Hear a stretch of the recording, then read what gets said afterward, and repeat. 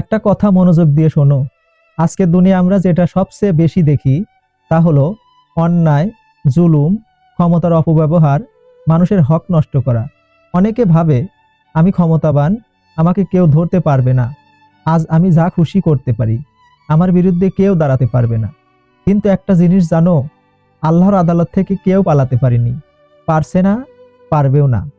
মানুষের বিচার আজ বন্ধ থাকতে পারে, কিন্তু আল্লাহর বিচার কখনো বন্ধ হয় না। চলুন আজ কোরআন হাদিস দিয়ে দেখি অন্যায়কারী কখনো বাঁচে না, আর আল্লাহর ধরা যখন আসে তখন ফিরে যাওয়ার কোনো পথ থাকে না। এক, আল্লাহ জালিমদেরকে হেদায়েত দেন না। কোরআনে আল্লাহ তাআলা বলেন, নিশ্চয়ই আল্লাহ জালিম জাতিকে হেদায়েত দেন না। সূরা বাকারা। মানে অন্যায়কারী যত বুদ্ধিমান হোক, যত ক্ষমতা থাকুক, যত বড় পদে থাকুক, আল্লাহ তার পথ বন্ধ করে দেন। বাহিরে সে হাসে, কিন্তু ভেতরে সে ধ্বংস হয়ে থাকে। আল্লাহর হেদায়েত বন্ধ মানে তার জীবনের বরকত শেষ। দুই, আল্লাহর ধরা খুবই কঠিন। কোরআনের সবচেয়ে ভয়ঙ্কর আয়াতগুলোর একটি আয়াত, আল্লাহ তাআলা বলেন, নিশ্চয়ই তোমার রবের ধরা অত্যন্ত কঠিন। সূরা বুরুজ।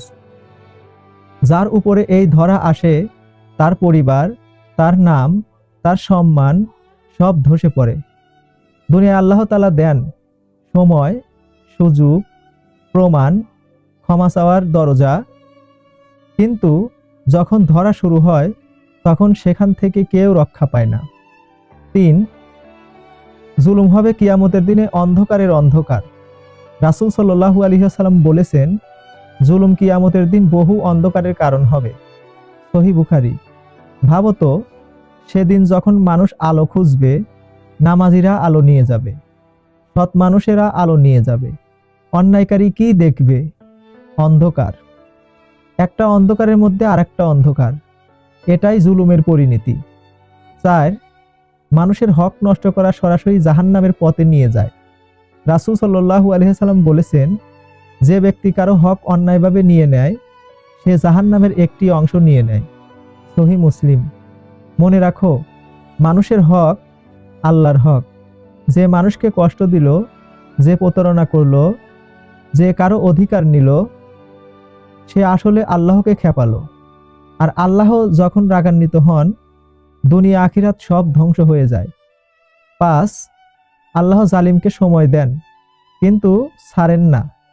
হাদিসে রাসূল সাল্লাল্লাহু আলাইহি ওয়াসাল্লাম বলেন, আল্লাহ জালিমকে সময় দেন, কিন্তু যখন ধরেন তখন আর ছাড়েন না। বুখারী। তুমি কি দেখো না, অনেক মানুষ অন্যায় করে, অল্প সময়ের জন্য সবাইকে ভয় দেখায়, মনে হয় সে সব পারে, কিন্তু হঠাৎ একদিন তার শক্তি ভেঙে যায়, তার পরিকল্পনা ধসে পড়ে, তার সম্মান মাটিতে মিশে যায়। এটাই আল্লাহর ধরা। হয় দুনিয়ায় শাস্তি শুরু হয়, আখিরাতে পূর্ণ হয়। কোরআনে আল্লাহ তাআলা বলেন, তারা দুনিয়াতে শাস্তির স্বাদ পাবে, আর আখিরাতে তো আরো কঠিন শাস্তি অপেক্ষা করছে। সূরা সাজদা। অন্যায়কারীর দুনিয়াতে শাস্তি, তার ঘুম নষ্ট হয়, তার মন শান্তি শেষ হয়, তার পরিবারের মধ্যে অশান্তি জন্মায়, কারণ জুলুম করে কেউ সুখে থাকতে পারে না। বাস্তব সত্য। দুনিয়ার ইতিহাস দেখো, প্রতিটি ফিরাউন পতন হয়েছে, প্রতিটি অত্যাচারের মুখোশ খুলেছে, প্রতিটি জালিম নিজ হাতে নিজের বিচার ডেকে এনেছে। আজও তো আমরা দেখছি, যারা অন্যায় করছে তারা যতই শক্তিশালী হোক, আল্লাহর দরবারে সবাই সমান। বন্ধুরা, দুনিয়ার আদালতে হয়তো আজ নীরব, মানুষ হয়তো ভয় পাচ্ছে কথা বলতে, কিন্তু আল্লাহ কখনো নীরব থাকে না।